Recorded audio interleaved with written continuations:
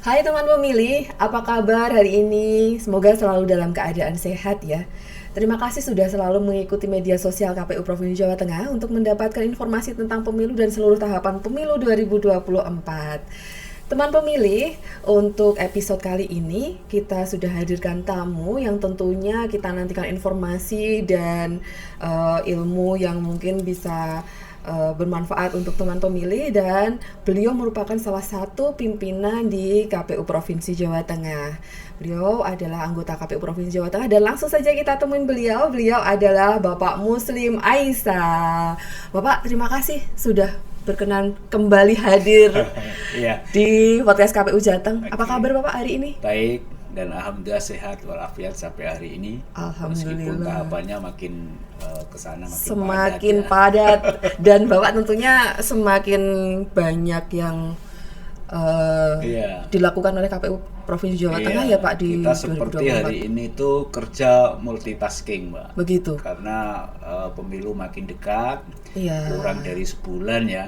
Kemudian pekerjaan kita ini tahapannya berjalan beriringan, ada Betul soal sekali. logistik sedang berproses menuju ketersediaan kita pada saat nanti pemungutan, ada juga kampanye sedang berlangsung, bahkan sebentar lagi kita masuki salah satu metode kampanye yang itu sangat lekat dengan apa yang disebut sebagai pesta demokrasi. Nah, ini aura-aura pemilu kayaknya mulai dinantikan Iya. karena di tahapan kampanye yang sebenarnya sudah berjalan Iya, beberapa sudah waktu yang berjalan lalu ya Pak ya. beberapa waktu yang lalu dan kita akan ketemu metode kampanye yang kita sebut sebagai kampanye rapat umum ya.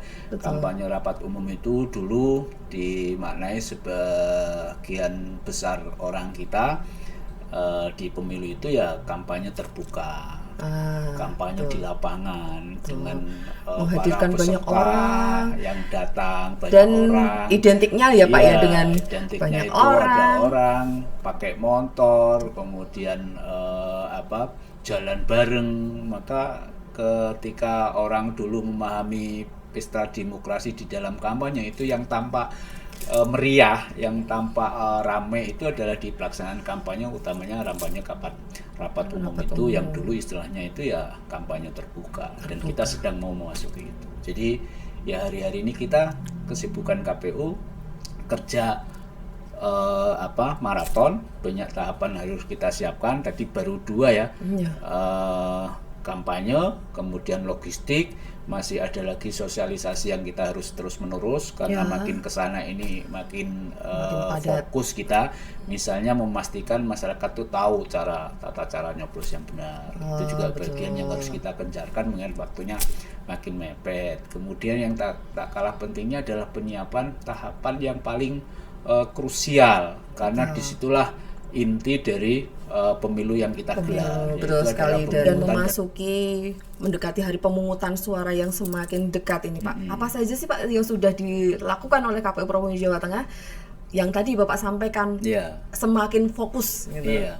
Kalau misalnya kita bicara logistik gitu ya, itu distribusi yang di kabupaten kota udah hampir 100%, bahkan sebagian besar itu surat-suratnya udah selesai disortir, kemudian dilipat, kemudian dilanjutkan pada prosesi pengepakan. Dan di dalam konteks pengepakan ini kan kita harus hati-hati ya, jangan sampai nanti surat suara sebagai logistik utama di pemilu itu kurang gitu misalnya begitu. Itu sekarang ini fokus di situ. Yang kedua itu yang tadi saya sampaikan, misalnya kampanye karena rapat umum, dan rapat umum itu punya potensi pelanggarannya tinggi ya, karena kan terbuka, masing-masing paslon, masing-masing peserta pemilu, masing-masing peserta DPD itu juga sangat mungkin memanfaatkan momen kampanye rapat umum ini dengan segala kewenangannya, segala kesempatannya. Maka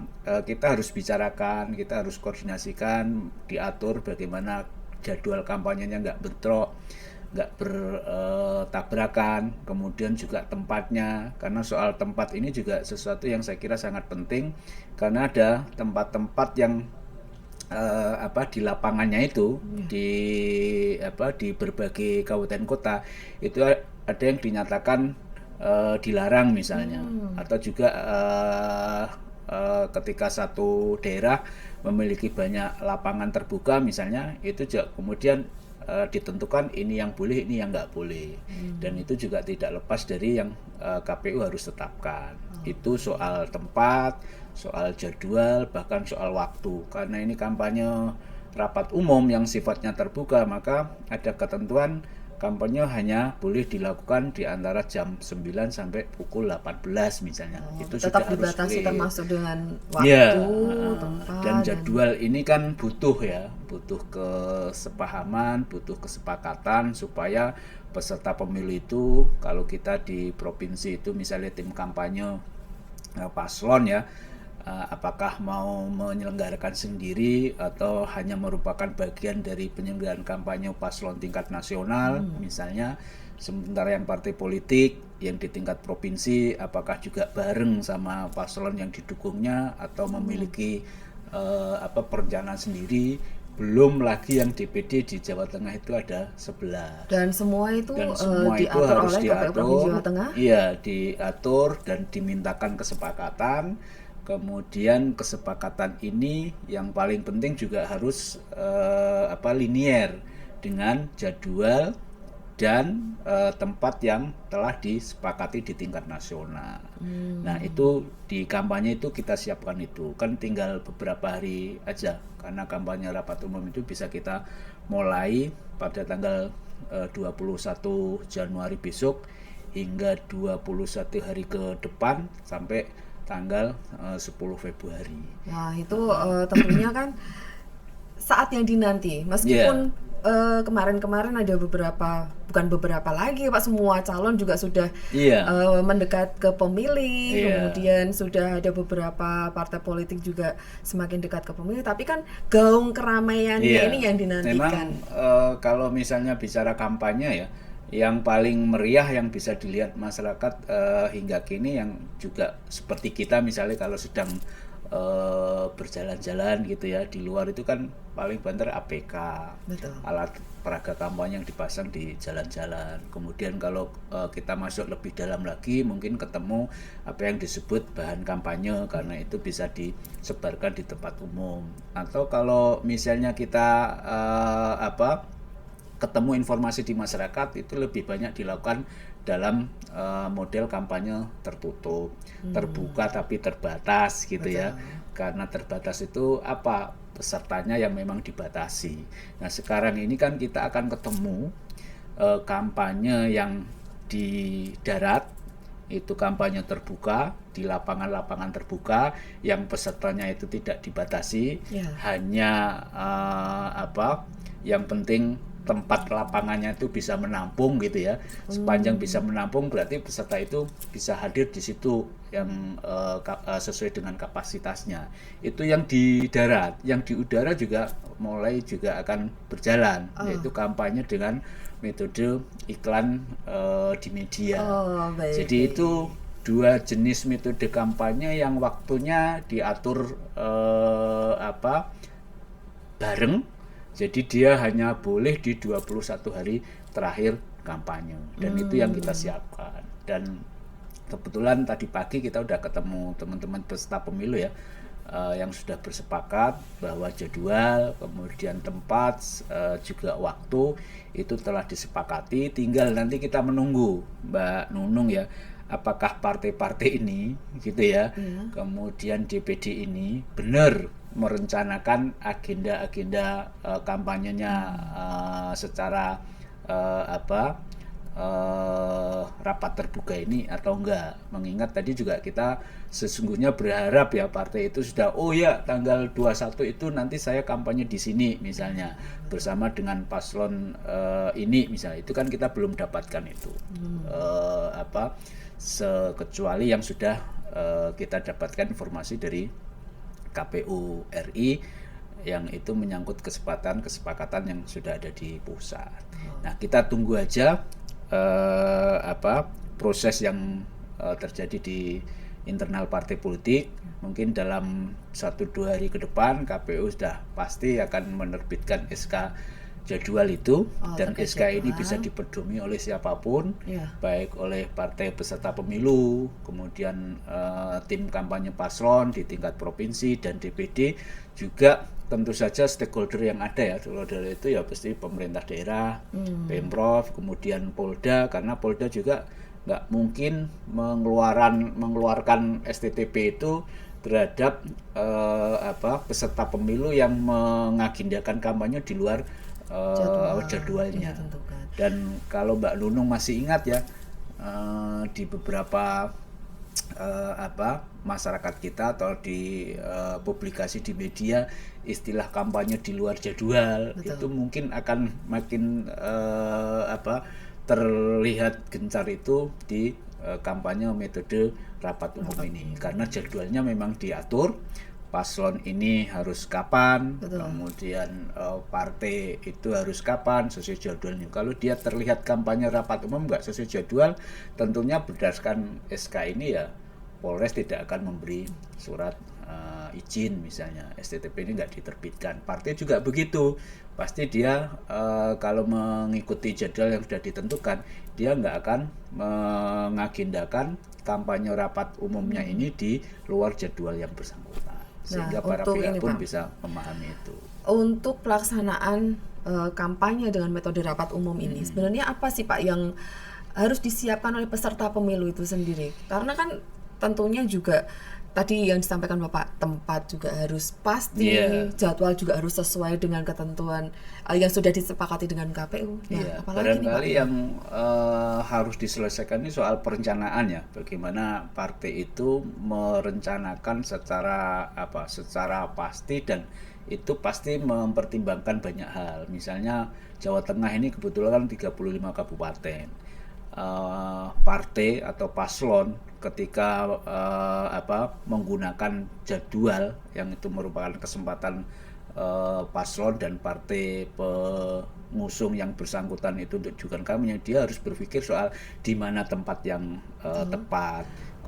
Secara psikologis, kampanye rapat umum ini mendatangkan massa yang cukup banyak, bahkan massa yang cukup banyak ini ya sesuai dengan kapasitas lapangan terbuka yang kemudian digunakan.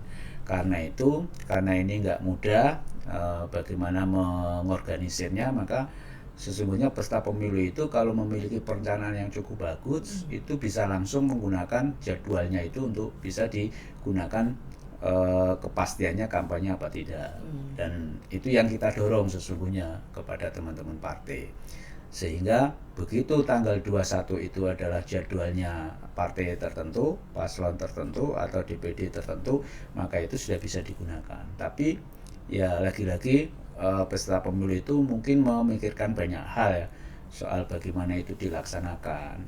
Dan mungkin juga partai akan mempertimbangkan, meskipun Jawa Tengah itu 35 kabupaten kota gitu, mungkin untuk menentukan besok kita di Semarang akan dijadikan kampanye terbuka secara se-Jawa Tengah misalnya, atau di Brebes misalnya kayak gitu. Maka tempat-tempat yang seperti ini juga kemudian harus dipikirkan, karena pada saat yang bersamaan paslon lain atau peserta pemilu lain itu juga menggunakan jadwal di zona yang berbeda.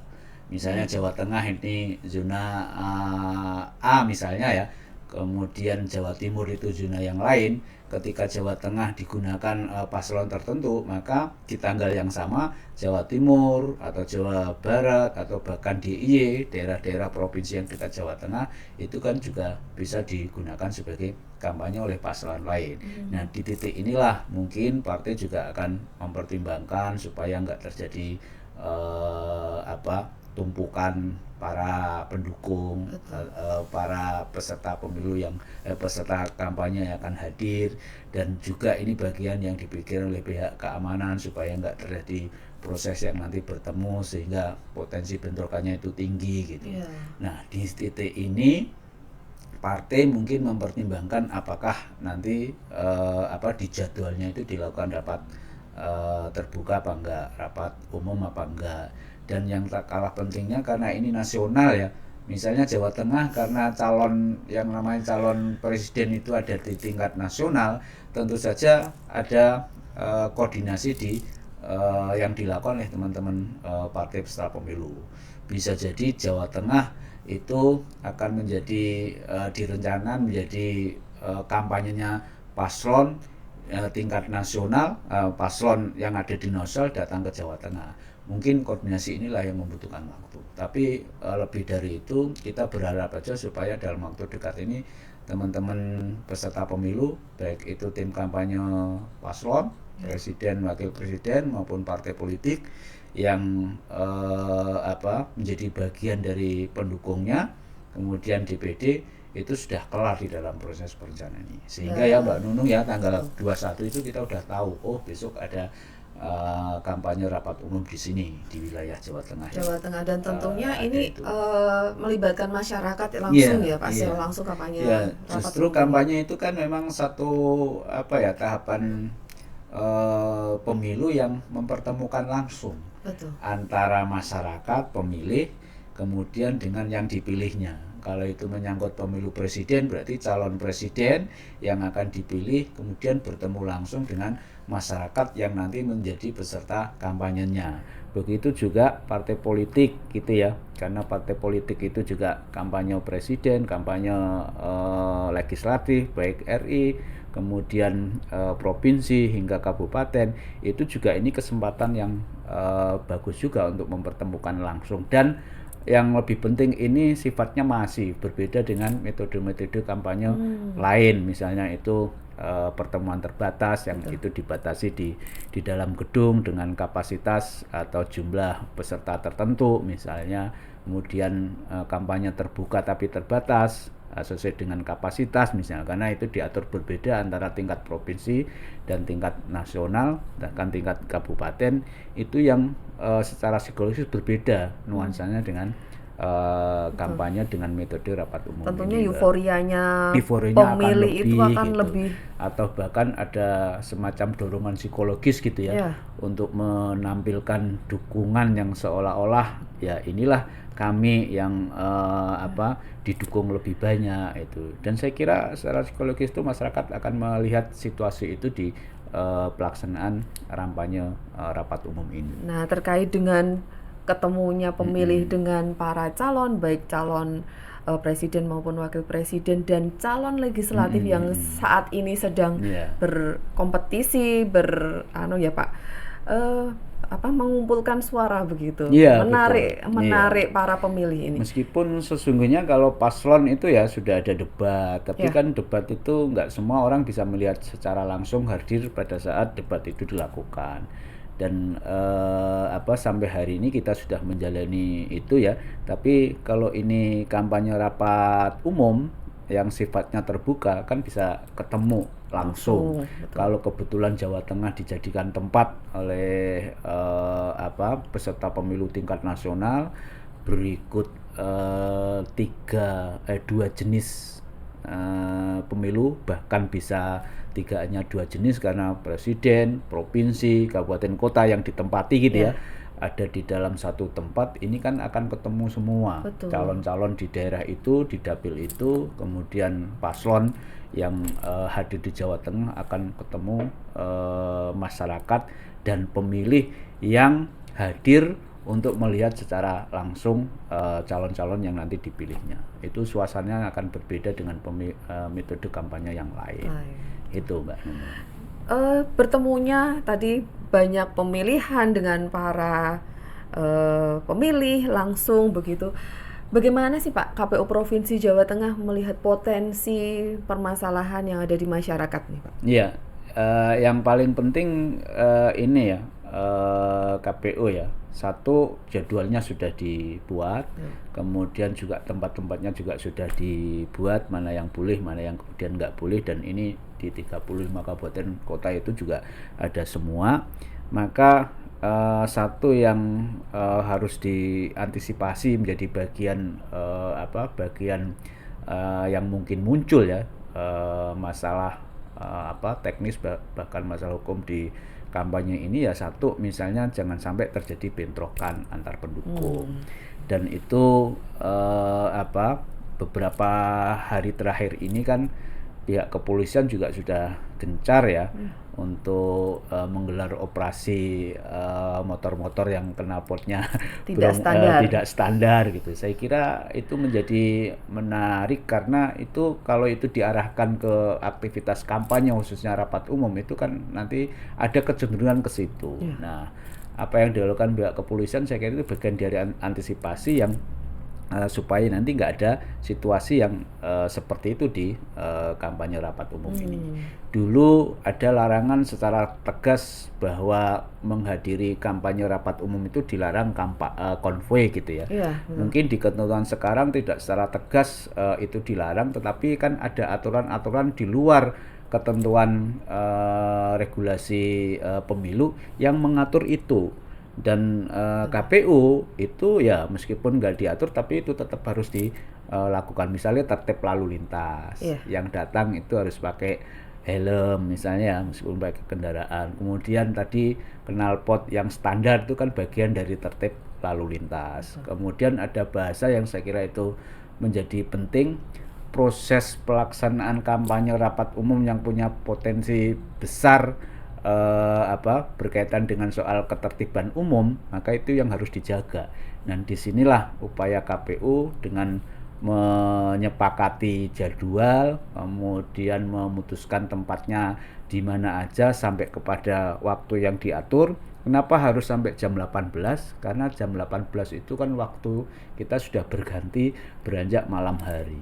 Kalau itu malam hari, petang menjelang malam hari, maka sebaiknya aktivitas-aktivitas itu sudah berhenti dari aktivitas riuh rendahnya kampanye rapat terbuka yang lalu lalang orang ini. Nah, itu salah satu yang menjadi bagian kenapa ini diatur jadwal, diatur waktu, diatur tempatnya, supaya tetap berada di koridor ketertiban umum terjaga dan kondusivitas masyarakat dan tentunya itu bisa dipertahankan. Ini juga bagian dari support para stakeholder untuk pelaksanaan pemilu di 2024. Betul. Dan karena rapat umum kan pada akhirnya menarik semua ya, komponen masyarakat, Pemda, pihak kepolisian, para kepolisian bertanggung jawab di soal keamanan, kemudian para pihak yang lain, pemangku kepentingan yang lain itu juga akan sama-sama menjaga ketertiban umum ini. Tokoh masyarakat, tokoh agama, saya kira juga akan fokus terhadap ini, dan ketentuan-ketentuan yang sudah diputuskan oleh KPU baik secara aturan umumnya di undang-undang, kemudian PKPU, keputusan KPU tentang pedoman teknis sampai hingga keputusan KPU yang lebih teknis lagi tentang jadwal, itu mestinya bisa dilaksanakan dengan baik. Sepanjang koordinasi kita itu intensif, rutin, dan kemudian para pihak itu memahami, saya kira segala potensi pelanggaran yang memang besar bisa muncul di kampanye rapat umum itu bisa kita hindari. Betul sekali. Dan tentunya untuk metode kampanye rapat umum, karena antusiasme masyarakat yang tinggi nih, apa sih Pak yang harus dilakukan atau yang harus diingat oleh teman pemilih? Ya, saya kira kampanye itu kan sesungguhnya satu tahapan yang itu menjadi kesempatan peserta pemilu untuk menyampaikan visi misi, untuk menyampaikan visi misi, bahkan outputnya itu bisa meyakinkan. Maka bagi masyarakat ya, umum bahkan pemilih ya, itu harusnya antusias, semangat untuk menghadiri setiap kampanye yang digelar, rapat umum yang digelar. Itu tujuannya apa? Untuk melihat secara lebih dekat bagaimana sih calon-calon yang ada itu, kemudian partai politik yang ada menjadi peserta pemilu itu, bahkan calon-calonnya, bagaimana visi misi ini kemudian disampaikan sampai kepada tumbuh keyakinan. Ketika masyarakat itu asumsinya memilih secara baik dan benar ya, itu di kampanye inilah yang kita memberi kesempatan dia untuk melihat lebih dekat.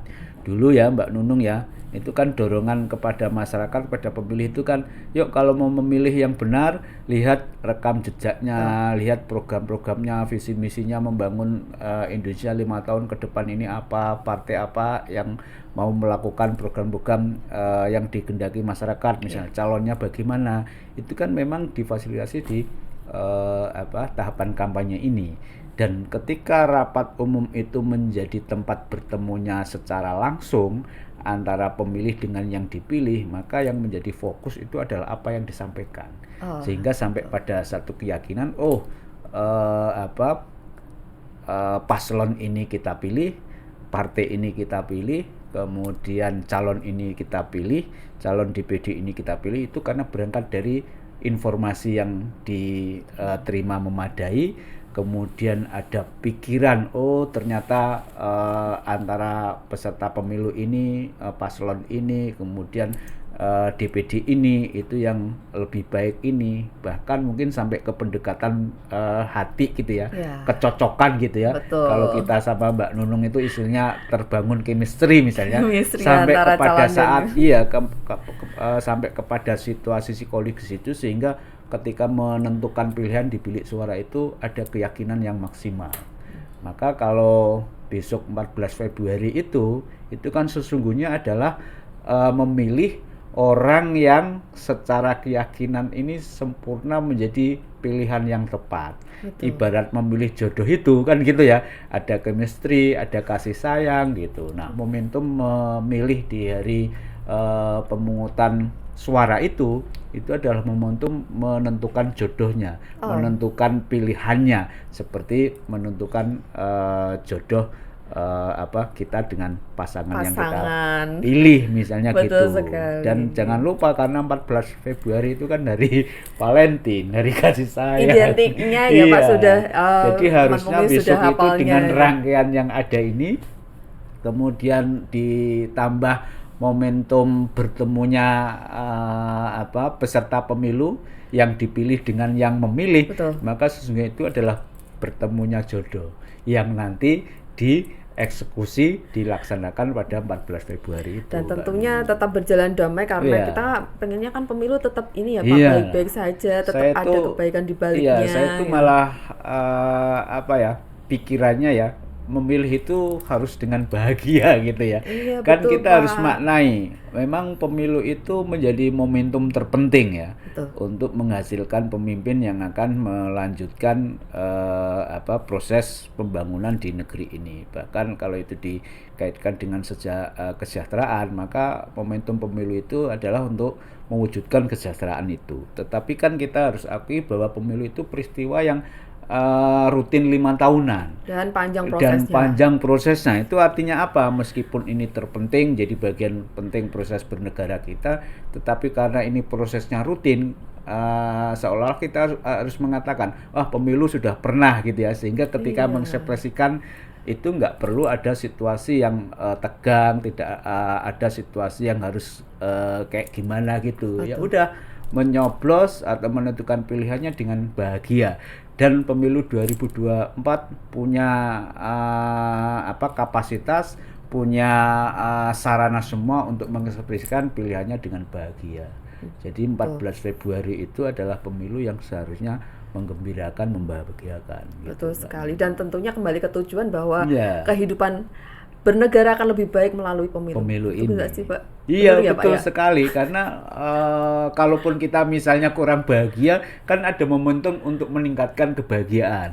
Kalau hari ini kebahagiaan melalui kesejahteraan itu dianggap masih belum mencapai maksimal, maka momentum pemilu itu bisa membuat dorongan untuk lebih maksimal. Disitulah pemilih, karena kedaulatan ada di tangan pemilih, maka kesempatan 5 tahun untuk menentukan dan mengekspresikan kedaulatannya itu terbuka ruang. Dan pemilu itu sebagai salah satu sarananya. Dan tentunya bersama KPU kita bahagia Pak ya.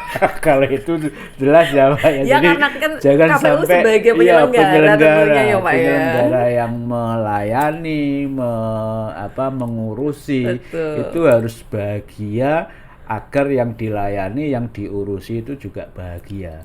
Kalau kita nggak bahagia, senyum saja misalnya kurang gitu ya, kurang maksimal, maka nanti orang yang datang yang ingin dilayani itu nanti jadi agak enggan. Wah, pengen datang dengan bahagia, tapi yang melayaninya itu setengah bahagia misalnya, itu kan nanti nggak ketemu. Maka ya sebaiknya itu. Yang istilah saya itu meskipun ini adalah momentum terpenting, tapi karena peristiwa rutin penyelenggara kita juga harus melayaninya dengan bahagia, maka semua orang yang terkait dengan ini menjalaninya harus bahagia. Itu Dan kuncinya. pastinya jangan lupa hadir di TPS nanti hari Rabu tanggal Hari Rabu 14 Februari 2024. Bapak terima kasih sekali sudah berkenan hadir. Kami tunggu informasi perkembangan tahapan pemilu 2024 selanjutnya. Sekali lagi terima kasih. Sehat selalu Bapak. Sampai ketemu lagi nanti. Baik teman pemilih, demikian tadi bincang-bincang kita bersama Bapak Muslim Aisa, anggota KPU Provinsi Jawa Tengah. Jangan lupa ikuti terus media sosial KPU Provinsi Jawa Tengah untuk mendapatkan informasi terkait dengan tahapan pemilu 2024. Jumpa lagi dengan saya Nunung di episode selanjutnya. Podcast KPU Jateng terupdate bersuara kepemiluan.